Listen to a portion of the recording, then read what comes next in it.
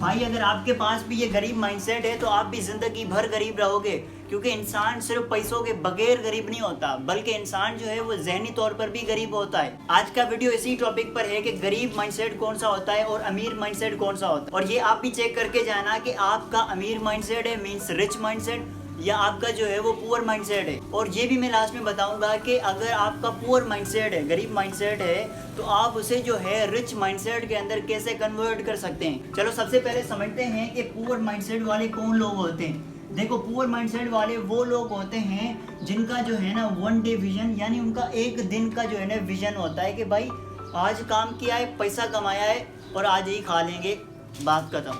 कल का दिन आएगा तो कल कमाएंगे फिर खा लेंगे।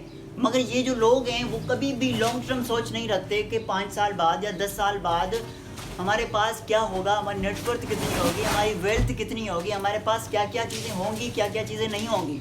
उनका जो है ना सिर्फ एक दिन का विजन होता है कि कमाना कमाया है, खाना है पीना है, बस बात ख़त्म। उसकी दूसरी तरफ जो अमीर लोग होते हैं दे थिंक लॉन्ग टर्म।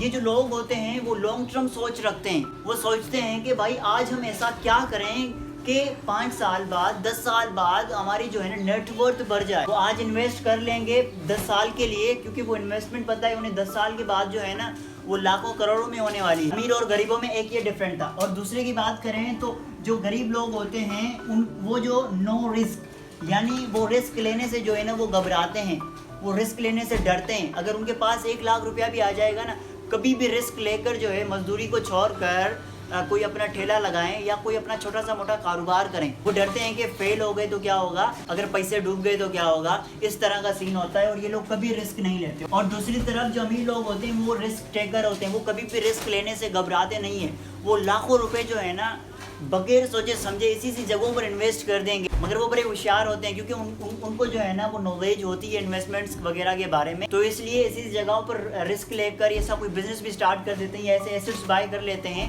फिर आगे चलकर जो है ना उन्हें डबल मुनाफा देते हैं। और उसके बाद तीसरा जो है बड़ा डिफरेंट ये होता है कि जो गरीब लोग हैं ना वो समझते हैं कि भाई हम परफेक्ट हैं, हमें सब कुछ आता है।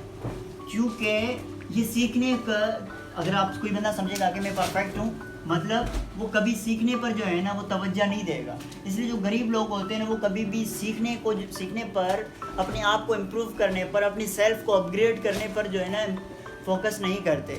वो समझते हैं कि जी हमें सब कुछ आता है। तब जो अमीर लोग होते हैं वो हमेशा लर्निंग पर फोकस करते हैं और दिन ब दिन जो है वो खुद को और जो है ना बेहतर बनाते रहते हैं। अमीर लोग सीखते हैं कारोबार के बारे में, पैसों के मामले में, मतलब ये फाइनेंशियल लिटरेसी को जो है ना वो दिन ब दिन जो है ना इम्प्रूव करते रहते हैं। इसी बिना पर ये अमीर लोग जो है ना वो और पैसों को जो है ना डबल करते आ रहे हैं। चौथा सबसे बड़ा फ़र्क, ये जो गरीब लोग होते हैं वे हमेशा लोगों को इम्प्रेस करने के लिए जो है ना बहुत पैसा उड़ा देते हैं। लोगों को इम्प्रेस करना है, भाई आईफोन ले ली, भाई लोगों को इम्प्रेस करना है जी सिटी मोटरसाइकिल ले, अब हमने 125 ले ली। उसके बाद लोगों को इम्प्रेस करने के लिए हर महीने भाई न्यू कपड़े, न्यू जैकेट्स और न्यू घड़ियाँ जो है ना वो महंगी चीज़ें जो है ना बाय करते रहते हैं। जो मतलब कि वो ऐसी चीज़ें बाय करते हैं जो वक्त के बाद जो है ना अपनी वैल्यू गिरा देती है। गरीब लोग जो है ना हमेशा फजूल पैसों को जो है ना वो ज़्यादा स्पेंड करते हैं। उसके बाद दूसरी तरफ आता है अमीर लोग, they invest in assets and business. ये जो अमीर लोग होते हैं ना वो हमेशा फर्स्ट प्रायोरिटी जो है ना वो अपने एसेट्स और बिजनेस को ग्रो करने के लिए देते हैं। मतलब ज़्यादा से ज़्यादा पैसा जो है ना वो अपने एसेट्स और बिजनेस को देंगे।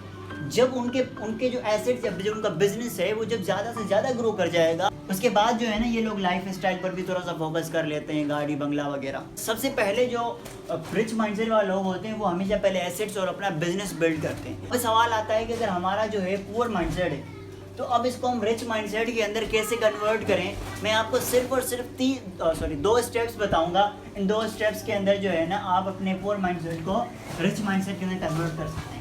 पहली चीज़ है लर्न, सीखें।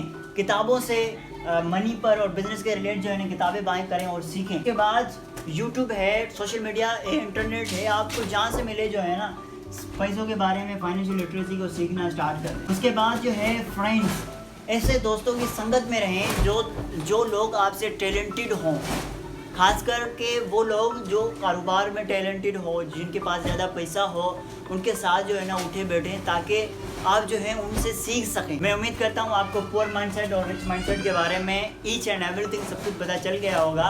अगर आप लोगों का कोई सवाल है तो आप कमेंट्स में पूछ सकते हैं। मुझे दीजिएगा इजाज़त। अल्लाह हाफिज़।